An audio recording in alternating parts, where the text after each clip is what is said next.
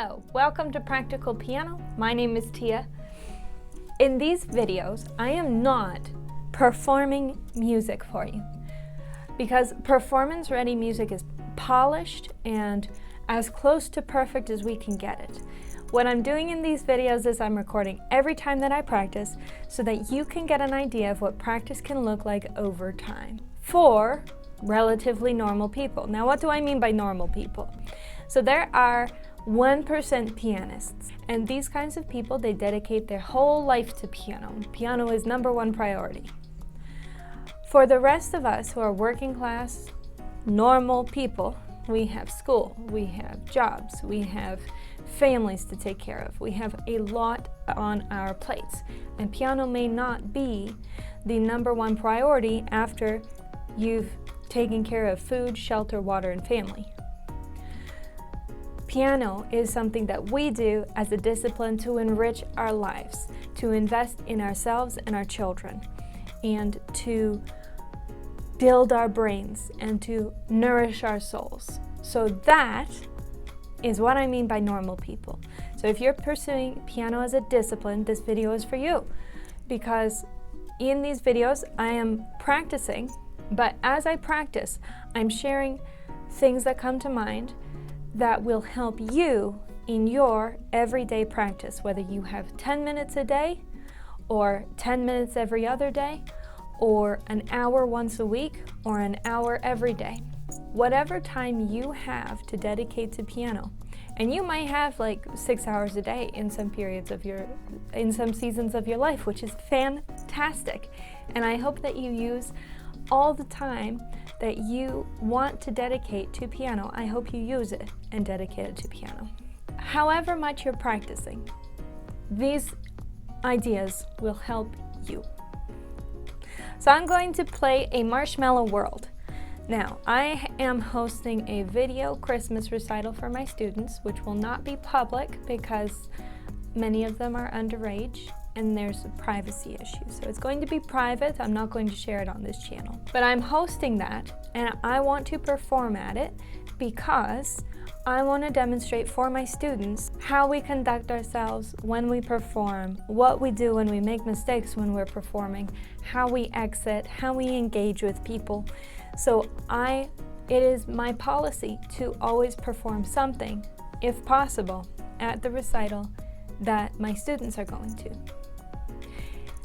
Which means I have 10 days to complete a Marshmallow World before the deadline for the recital.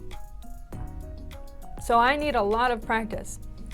So all we're doing this session is the Marshmallow World. Now I have about 40 minutes, a little less, 35, 40 minutes. And this is all we're gonna do. And if I think of anything along the way that would help you in your practice, I will share it with you.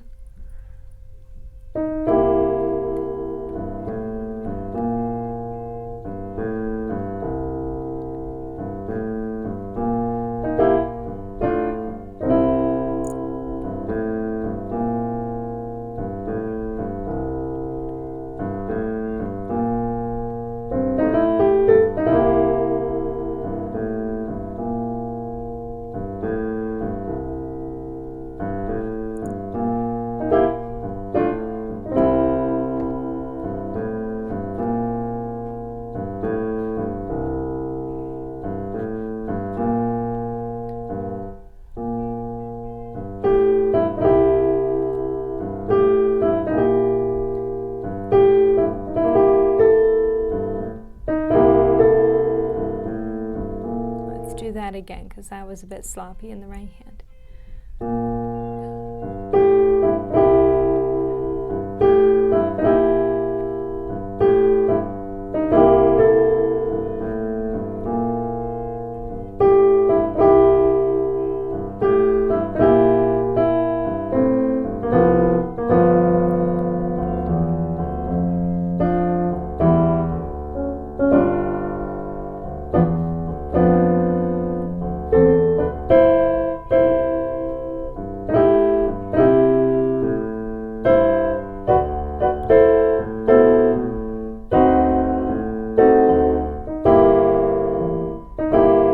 Oops, there's no B flat on this, but I've done this several times. I have put a flat on the B when there is no flat on the B.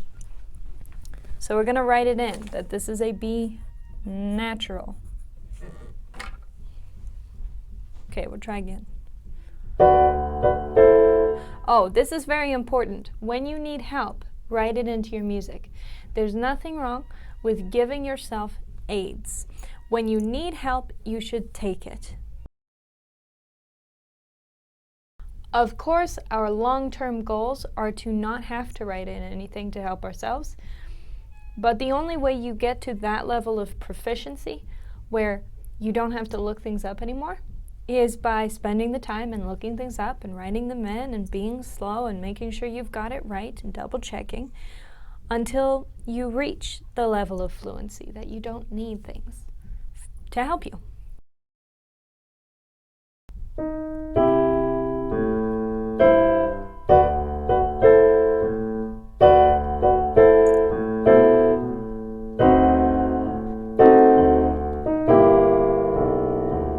I hit the flat anyways. So we're going to practice this spot because I do not want to hit that flat.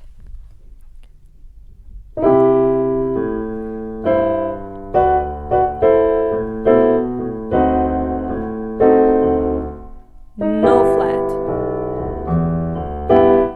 And let's do it again. We're going to do it 5 times. This is really good to do if you have a reoccurring mistake in the same spot. Take just a small section and only practice that section and focus on that one thing that you want to fix, and do it 5 times, very slow, to make sure that you drill the right thing into your mind.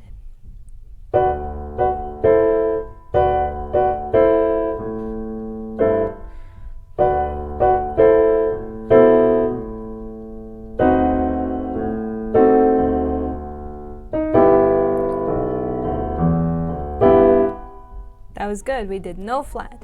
So we have 3 more times.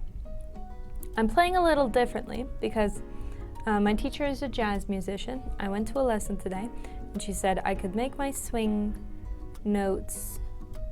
She said I can place them behind the beat, but I don't really understand what that means. So I asked her, which one do you want me to make longer?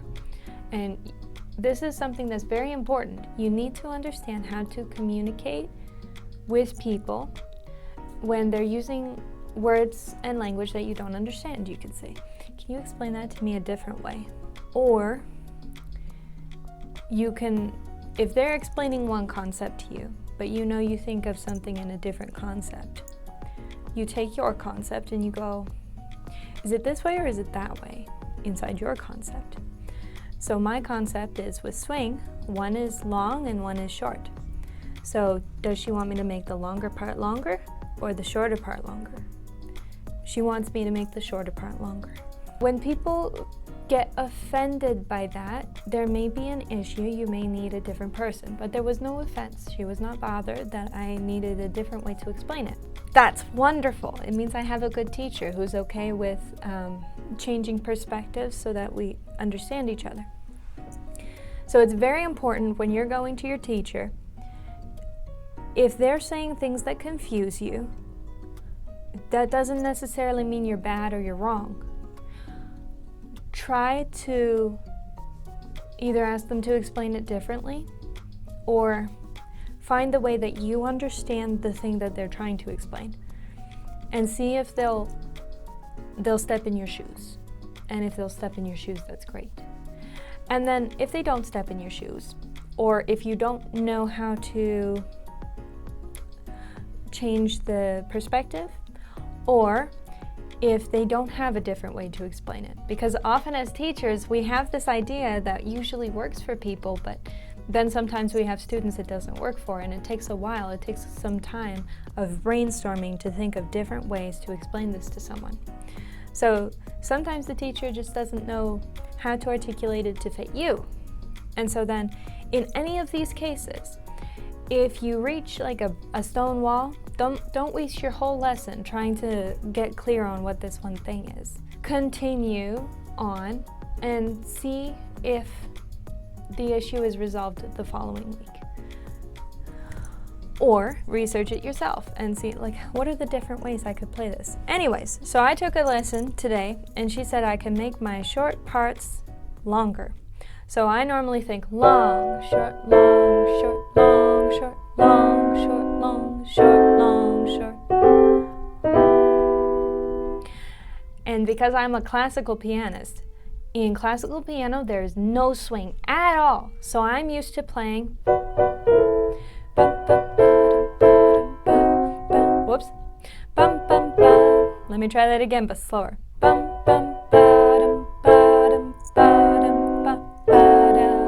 That's no swing. So when I play swing, sometimes I play it more classically, and I keep it more straight, so it's tight and pristine.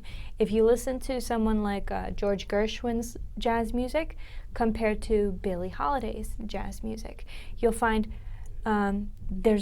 it's got a totally different feel. George Gershwin is very precise and on point, and Billie Holiday is more relaxed in her rhythm. So when I play, because I'm a classical pianist, I have a tendency to play more like Gershwin.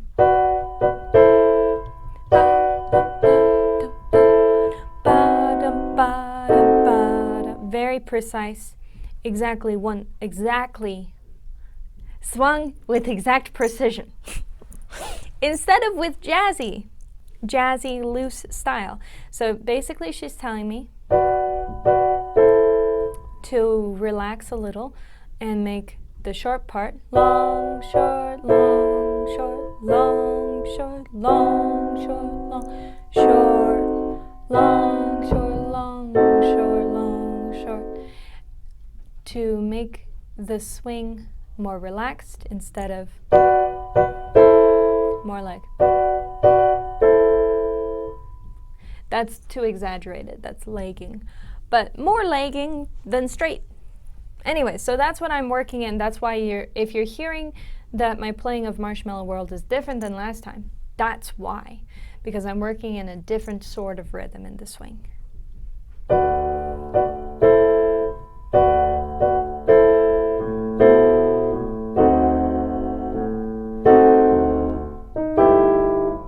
Whoops.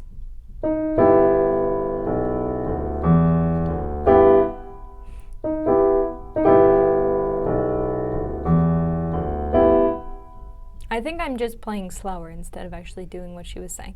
But I'm trying, and that's what counts. Sometimes your teacher is going to ask you to do something that you're actually not capable of doing right now. But because you're trying and that's what you're aiming for, you can keep aiming for it and it will come together. You'll grasp it. So don't worry if you can't get it right away. So if they tell you, for instance, your teacher is like, no, you need to play your staccatos more crispy, and you're playing your staccatos like this. They're like, play it more crispy. You're like, I don't know. But you try and make it shorter, and by making it shorter, you end up with, well, that's better than what you had before. And eventually, what you're aiming for is really, really crispy. Here's a really good example. When people first learn to make right hand louder than left hand. Okay, you hear how quiet my left is?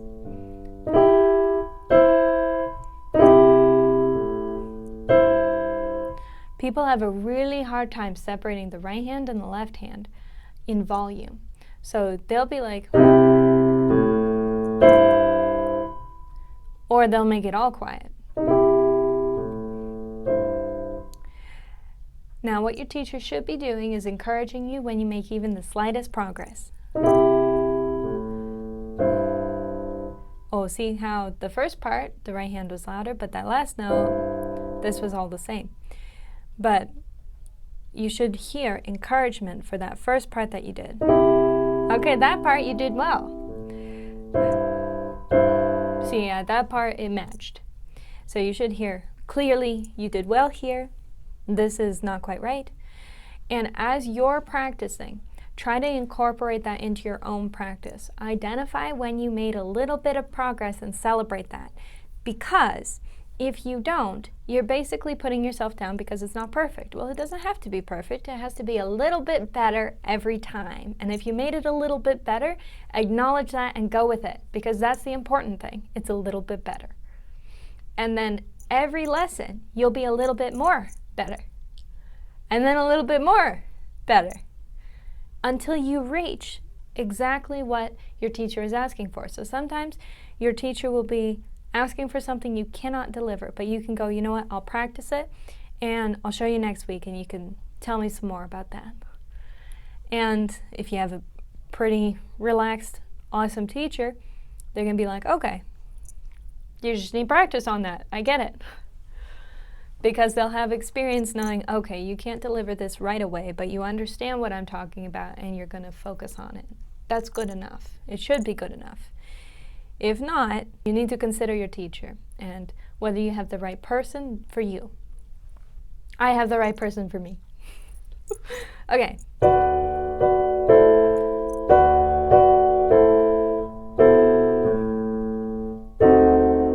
Well, I'm doing everything wrong there. I'm not quite focused because I was just talking, so I need to get back into focus.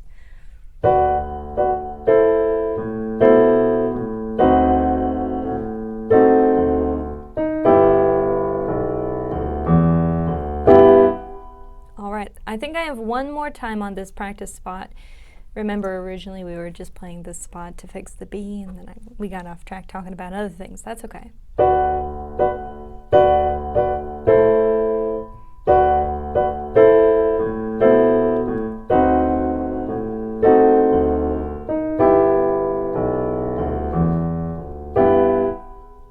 Now I'm going to continue on.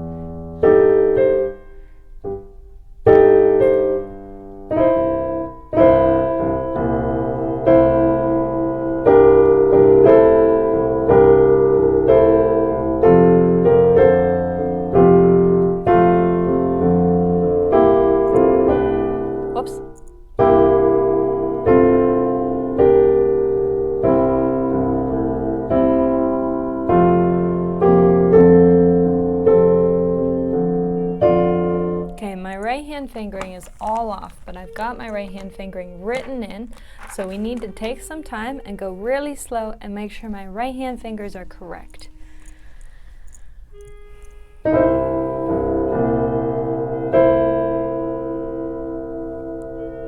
4, 2, 1.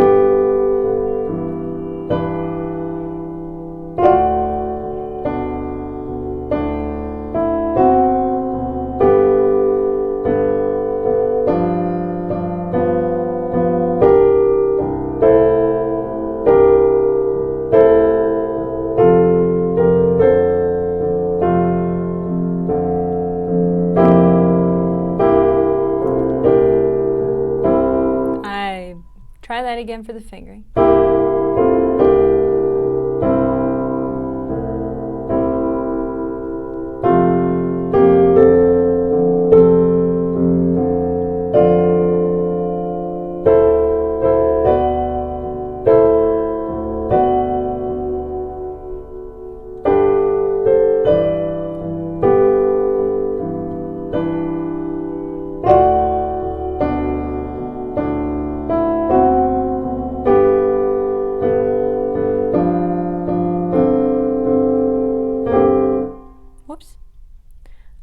one note off. I hit a C instead of a B.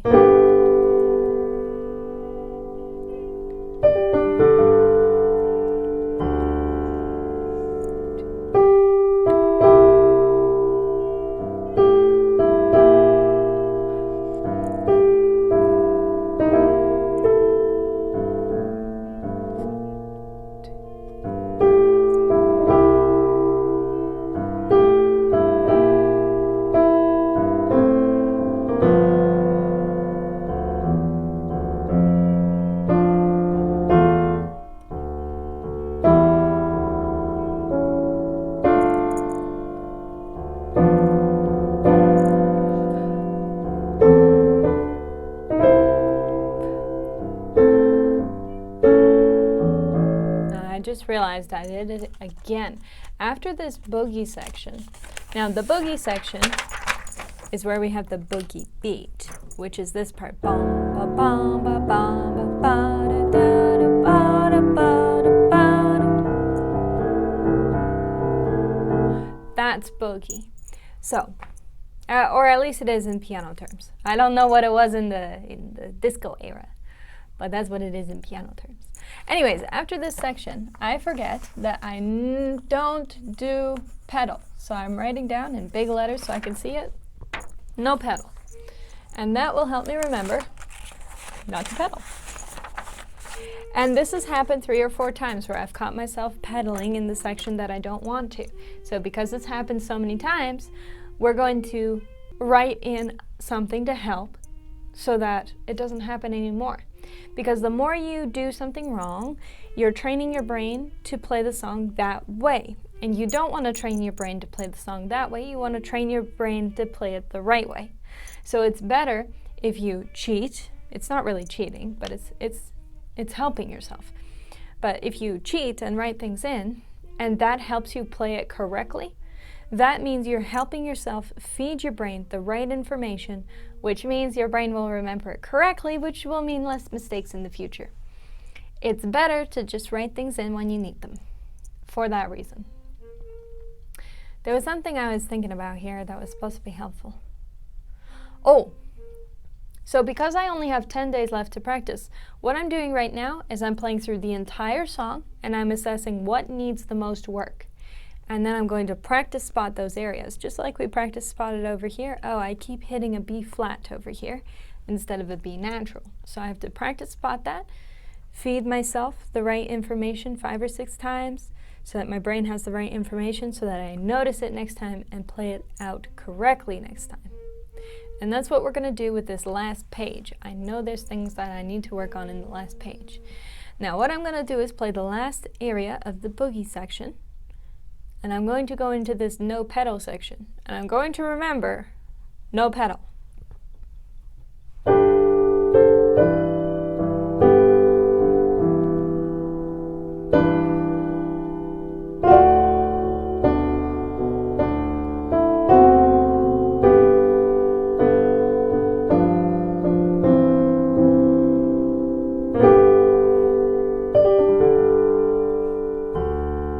No pedal.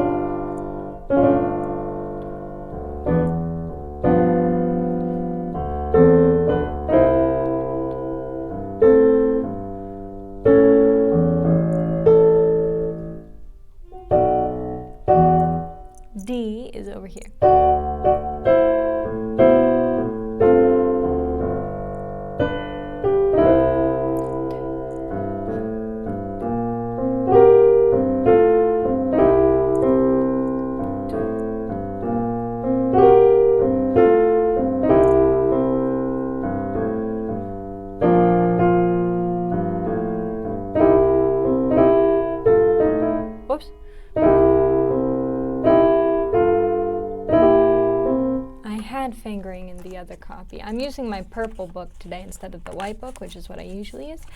And I forgot to transfer what fingers I use in this area. So we have to figure that out.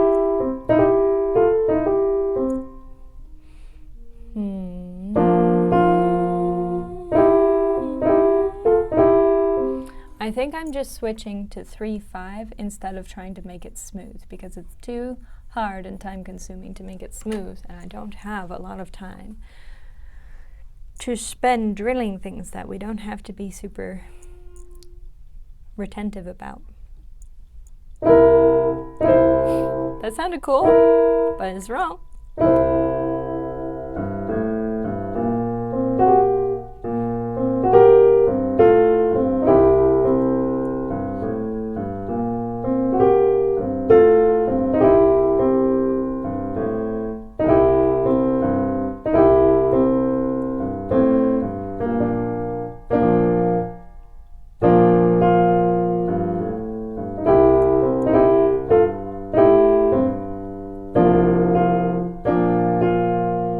Do that again. That part's tricky and it needs a practice spot. So we're going to do just this measure 5 times.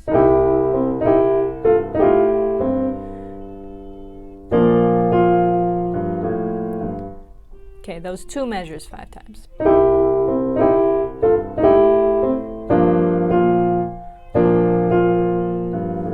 I'm messing up my left hand, so we'll play just the left hand. Bum, bum, ba, do, do, do, do. Go again.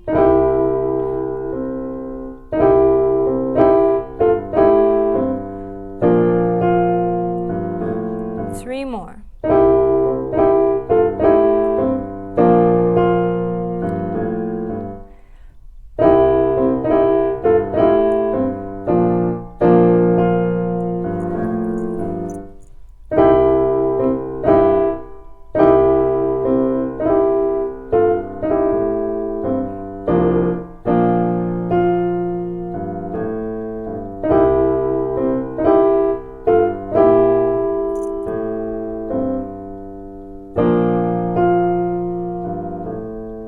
Couple more times because my left hand is fooling around.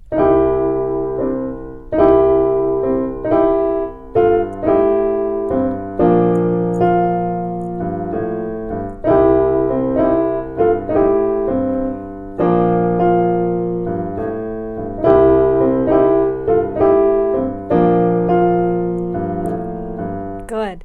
See how I did super slow and then I followed it up with, okay, we're trying to get back to the normal speed now. That is what you want to do. You want to practice several times super slow and then bring it gradually back up to the normal speed. So let's try this whole area again and see how it turns out.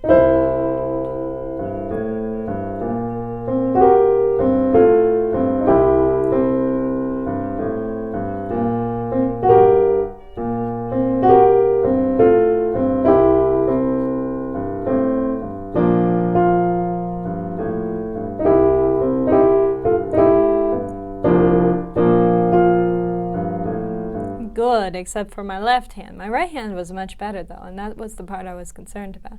Now we're going to do this whole area again, and we're going to focus on the left hand.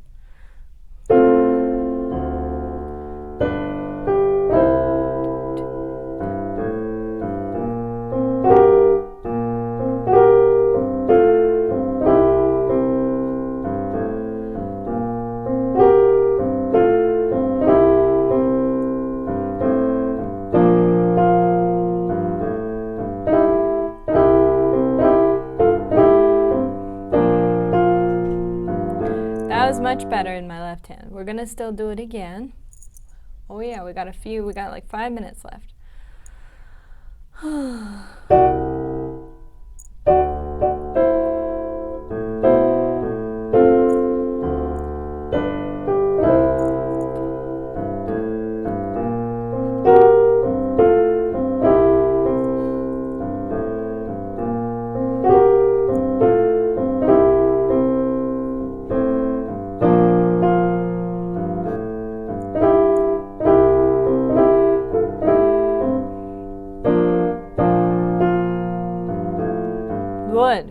Okay, we'll play one more time and we'll go straight to the ending this time. It's important when you decide, okay, I'm done practicing this spot, we're going to go and we're going to finish. You need to make that a conscious decision. Because if you don't make it conscious and you decide, okay, I'm done practicing this area, now we're going to continue. What'll happen is you'll just randomly choose to continue. And then when you go to practice your practice spots later, you'll find yourself moving off of them sooner than you should. So when you decide to practice your practice spot, specify the amount of times you're going to play it and play it that many times. Or, I'm going to play it until I'm happy. When you're happy, make the decision. Okay, we're going to play it one more time and continue to the end. We're done practicing this area. The more decisive you can be, I don't know why exactly, I can't explain to you why, but I know that it works. The more decisive that you can be, the more productive your practice will be, and the more competent you'll feel. If anyone knows the brain science behind that, I would be happy to hear. But I know it works for sure. Okay, let's do this. We're going to play this area one more time and we're going to the end.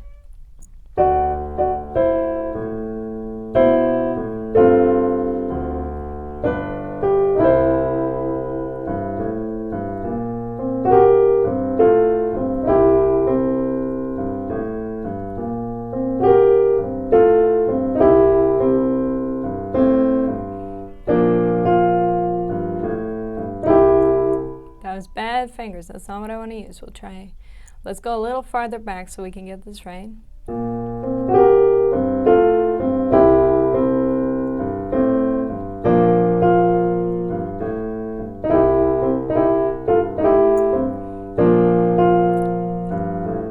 Nailed it.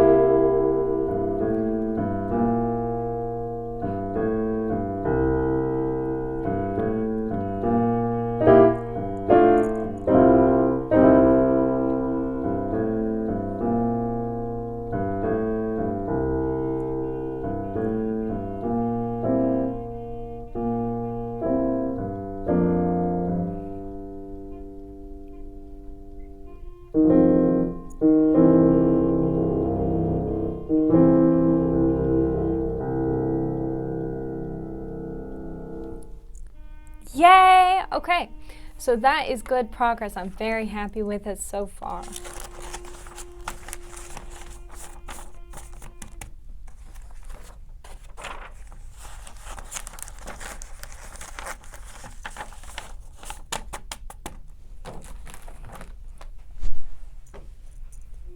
Thank you for joining me for this practice session. I hope that you've learned a lot and that it's been an encouragement to your own practice. If you like the video, please like it. If you know anyone who would also enjoy it, please share. If you have any feedback or if you know whether there is a brain reason for why you should make decisive decisions and why it helps us be productive, or if there's absolutely no evidence for that, and you happen to know that information, please leave that in the comments or leave some feedback. If you want more of this content, subscribe, and I will see you in the next video. Bye.